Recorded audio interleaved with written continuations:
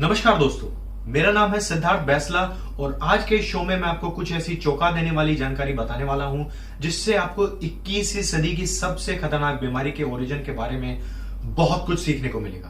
तो वीडियो के अंत तक मेरे साथ बने रहिए। कोरोना वायरस के चाइनीज ओरिजिन पर काफी समय से बहस चल रही थी और बीच में काफी सारी कंट्रीज ने मांग भी उठाई थी कि उन्हें चीन के वुहान में इन्वेस्टिगेशन करने दी जाए। ऑस्ट्रेलिया और यूरोपियन यूनियन ने मिलकर एक प्रस्ताव भी बनाया था जिसमें उन्होंने मांग की थी कि उन्हें चीन के वुहान सिटी में जाकर इन्वेस्टिगेशन करने दी जाए और बाद में बाकी देशों जिसमें रूस, साउथ अफ्रीका और ब्राजील के अलावा भारत ने भी उनका समर्थन किया था और यह मांग की थी कि बिल्कुल इस चीज की जांच होनी चाहिए जिससे हमें पता चल सके कि कोरोना वायरस का एनिमल्स टू ह्यूमन ट्रांजैक्शन कैसे हुआ। और इसके लिए उन्होंने जेनेवा में जो वर्ल्ड हेल्थ असेंबली की मीटिंग हुई थी उसमें भी इसी मांग को उठाया था।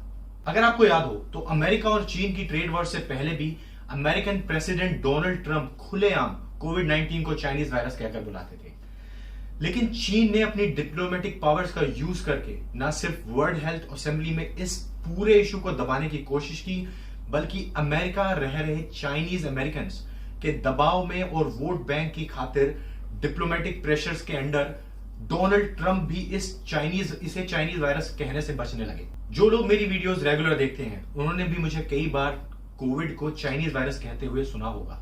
अब इस मामले में एक बड़ी खबर निकलकर सामने आ रही है और यह खबर किसी और देश से नहीं बल्कि चीन की ही एक वायरोलॉजिस्ट डॉक्टर ली मेंग येन, जो कि हांगकांग स्कूल ऑफ हेल्थ में रिसर्चर हैं, उन्होंने यह दावा किया है कि कोविड-19 को चाइना में ही बनाया गया था और इस बात के उनके पास में पुख्ता सबूत भी हैं जो कि वह जरूरत पड़ने पर दिखा भी सकती हैं।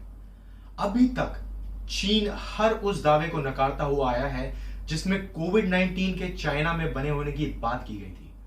डॉक्टर ली मेंग येन ने दावा किया है कि उनके पास में पुख्ता सबूत हैं जिससे साबित होता है कि कोविड-19 चाइना की वेट मार्केट से नहीं फैला है जैसा कि पहले लोग अंदाजा लगा रहे थे।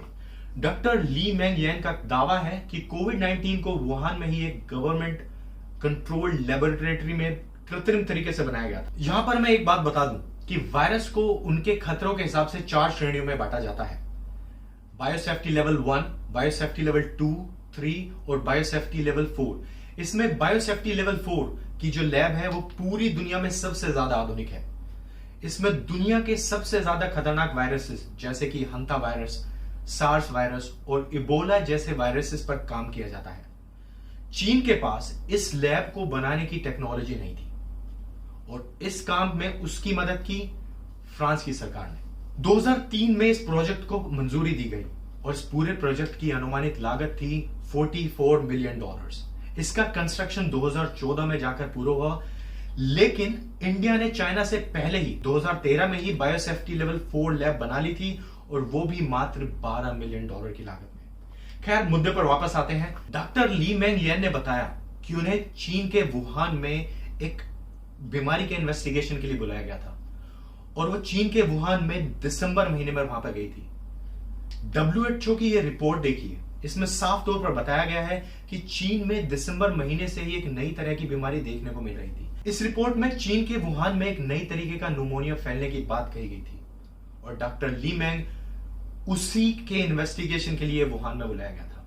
और WHO की इस रिपोर्ट में यह बात भी साफ हो जाती है कि WHO को यह बात पहले से ही पता थी कि चाइना में कोई नई तरह की बीमारी फैल रही है। आप इस रिपोर्ट में देख सकते हैं कि 3 जनवरी 2020 तक वहां पर इस बीमारी के 44 केसेस आ चुके थे जिसमें से 11 की हालत बहुत ही गंभीर थी। इसकी जानकारी ली मेंग येन ने जब अपने सुपरवाइजर को दी जो कि WHO में एक सलाहकार के तौर पर भी काम करते थे, तो उस वक्त डॉक्टर ली को ना तो WHO से ही कोई रिस्पॉन्स मिला और ना ही उनके सुपरवाइजर से। डॉक्टर ली मेंग येन ने बताया कि उन्हें सलाह दी गई थी कि वो इस बारे में किसी को कुछ ना बोले वरना उनको गायब कर दिया जाएगा। चीन में पहले भी एक doctor Li van लियन corona virus के बारे में बोलने की वजह से अपनी जान गंवा चुका है। Doctor Wenliang Wuhan central hospital में काम कर रहे थे जब उन्हें यह बीमारी लगी थी। कोरोना वायरस को छुपाने के लिए चीन पर और WHO पर आरोप लगाए गए थे कि उन्होंने समय रहते इस घटना की जानकारी दुनिया को नहीं दी, जिससे आज पूरी दुनिया आज इसकी चपेट में है।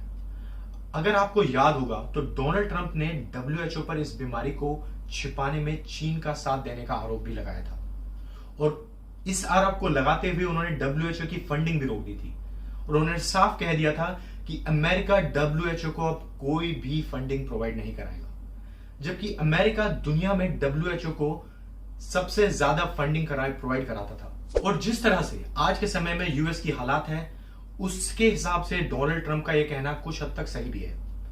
इस बीमारी में अब तक सबसे ज्यादा नुकसान अमेरिका का ही हुआ है, जिसमें अब तक उसके लगभग 70 लाख लोग इस बीमारी की चपेट में आ चुके हैं, और 2 लाख से भी ज्यादा लोग अब तक कोविड-19 के चलते अमेरिका में अपनी जान गंवा चुके हैं। अगर आप देखो तो साल 2018 से लेकर 19 तक अकेले यूएस ने $400 मिलियन का कंट्रीब्यूशन किया था, जो कि WHO के टोटल बजट का 15% है, और जबकि चीन का कंट्रीब्यूशन यहां पर इंडिया और इवन पाकिस्तान से भी कम है। 2018 और 19 में इंडिया का कंट्रीब्यूशन 0.48% था और पाकिस्तान ने 0.36% कंट्रीब्यूशन किया था, जबकि चाइना का कंट्रीब्यूशन मात्र 0.21% था। डॉक्टर ली मेंग ने बताया कि जब दिसंबर और जनवरी के बीच में इस नई बीमारी की पड़ताल कर रही थी तो उन्हें बहुत सारी चीजें ऐसी देखने को मिली जिससे चीन की सरकार ने कोरोना वायरस कहां से फैला और उसके सारे सबूत मिटाने की कोशिश की थी, जिससे किसी को यह ना पता चल सके कि यह बीमारी वुहान की लैब से ही लीक हुई है।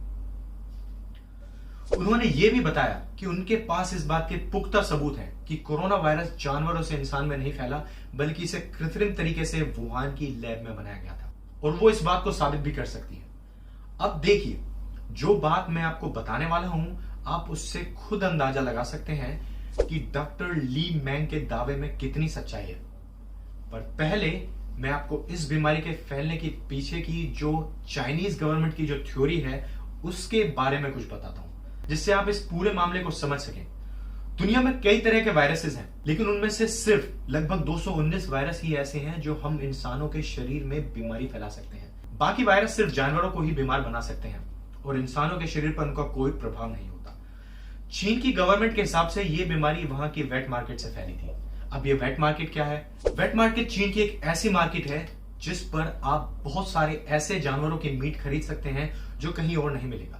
अमूमन कुत्ते, बिल्ली, मगरमच्छ, चमगादड़, बिच्छू, सांप, और आपको सब कुछ यहीं पर मिल जाएगा। और ये जानवर आप यहाँ पर खरीद सकते हैं, और ना सिर्फ खरीद सकते हैं बल्कि वहां पर आप बहुत ही बड़ी संख्या में जानवर काट कर बेचे भी जाते हैं।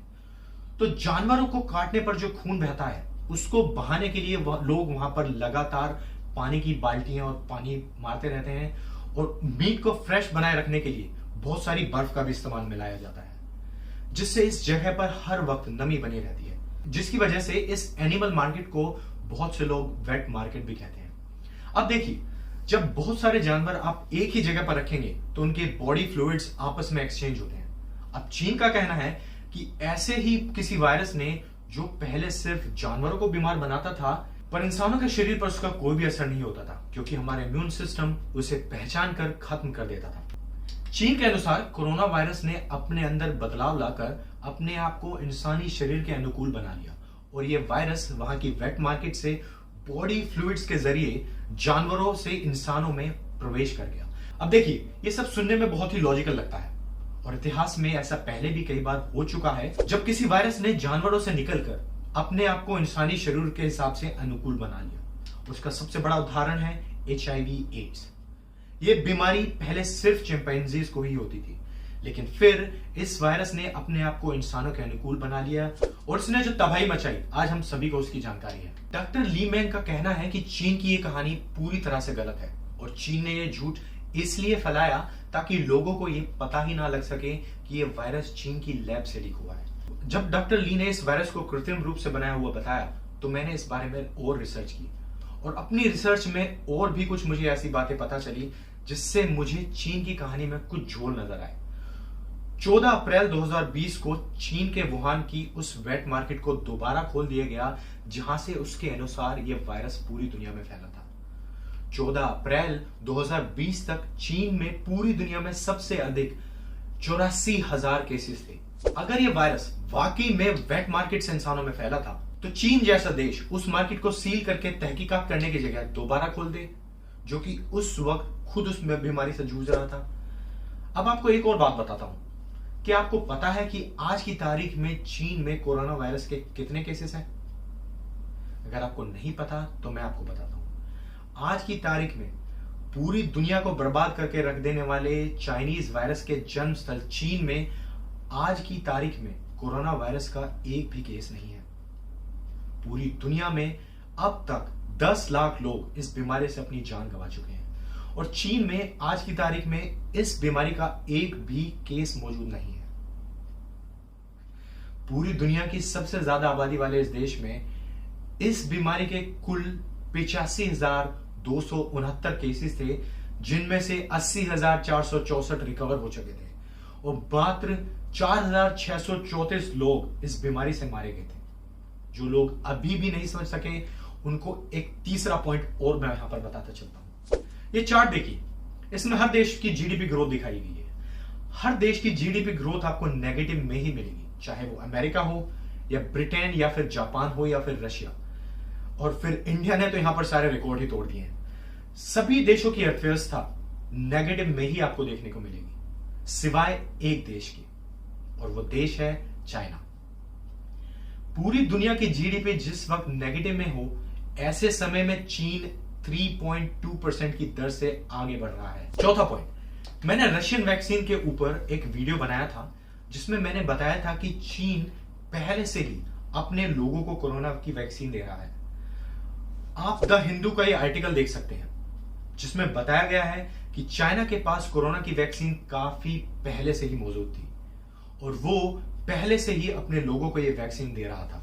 अब आपको एक बात और बताता हूं, हर इंसान की तरह हर बैक्टीरिया या वायरस का भी एक जेनेटिक कोड होता है जिसमें बदलाव करके आप उस बीमारी के प्रभाव को बदल सकते हैं। कुछ न्यूज विशेषज्ञ भी यही मानते हैं कि जब वहां की लैब में साइंटिस्ट एक वायरस पर काम कर रहे थे तो ऐसे ही किसी एक्सपेरिमेंट के दौरान ये वायरस वहां की ही किसी लैब से लीक हुआ है और अपनी गलती छुपाने के लिए चाइना ने वेट मार्केट वाली कहानी बनाई। और इसी के साथ आज के इस वीडियो को यहीं पर समाप्त करते हैं। मैं सिद्धार्थ बैसला आप सभी के अच्छे भविष्य की कामना करता हूं। वीडियो को अंत तक देखने के लिए धन्यवाद, और जिन लोगों ने पहले ही मेरे चैनल को सब्सक्राइब कर लिया है उन्हें मेरा सहृदय धन्यवाद, और जो लोग इस चैनल पर नए हैं उनसे मैं आशा करता हूं कि वो भी इस चैनल को सब्सक्राइब जरूर करेंगे जिससे ये वीडियो और भी लोगों तक पहुंच सके। धन्यवाद।